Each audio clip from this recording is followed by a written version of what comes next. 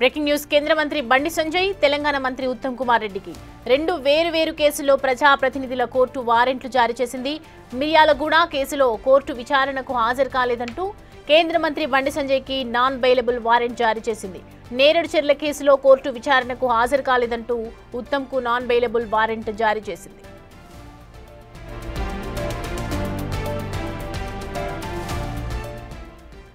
Right అంశానికి సంబంధించి పూర్తి డీటెయిల్స్ మా ప్రతినిధి సురేష్ అందిస్తారు. సురేష్, ఒకేసారి బండి సంజయ్కి అలాగే ఇటు మంత్రి ఉత్తమ్ కుమార్ రెడ్డికి రెండు వేరు కేసుల్లో కూడా కోర్టు వారెంట్ జారీ చేయడం వెనుక అసలు ఏంటి డీటెయిల్స్ ఏంటి పూర్తి?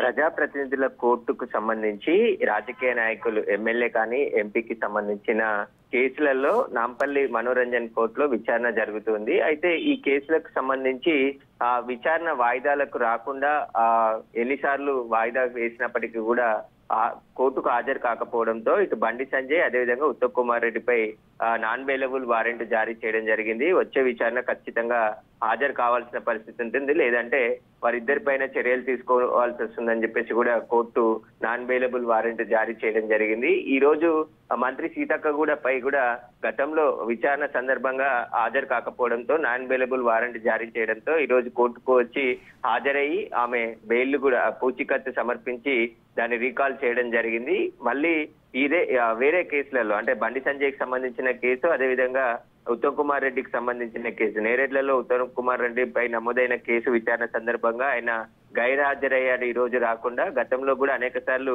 కోర్టు హాజరు కావాలని చెప్పినప్పటికీ కూడా హాజరు కాకపోవడంతో నాన్ బెయిలబుల్ వారెంట్ జారీ చేయడం జరిగింది. ఇక బండి సంజయ్ కూడా మిర్యాలగూడలో నమోదైన కేసుకు సంబంధించి విచారణకు హాజరు కాకుండా గైర్హాజరవుతున్నాడని చెప్పేసి కూడా బండి సంజయ్ పై నాన్ బెయిలబుల్ వారెంట్ జారీ చేయడం జరిగింది. ఖచ్చితంగా వచ్చే విచారణకు వాళ్ళు హాజరు కావాల్సి ఉంటుంది, లేదంటే ఖచ్చితంగా నాన్ బెయిలబుల్ వారెంట్ అమలు చేస్తామని చెప్పేసి కూడా కోర్టు ఆదేశాలు జారీ చేయడం జరిగింది.